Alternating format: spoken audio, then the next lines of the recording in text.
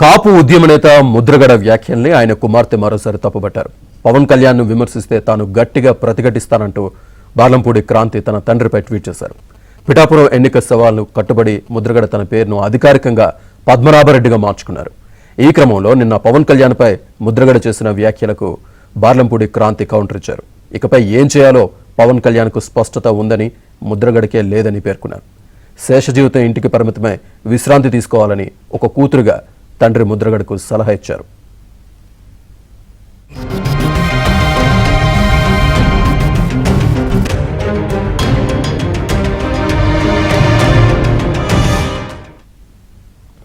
ఎన్నికల సమయంలో తండ్రితో విభేదించిన కుమార్తె జనసేనలో చేరాలని ప్రయత్నించారు. అయితే ముద్రగడ అనుమతితోనే తాను క్రాంతిని పార్టీలోకి చేర్చుకుంటానని పవన్ కళ్యాణ్ ప్రకటించారు.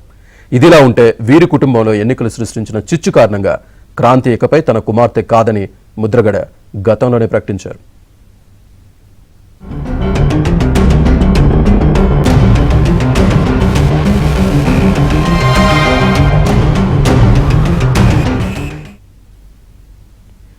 కాపు ఉద్యమ నేత ముద్రగడ వ్యాఖ్యల్ని ఆయన కుమార్తె మరోసారి తప్పుబట్టారు.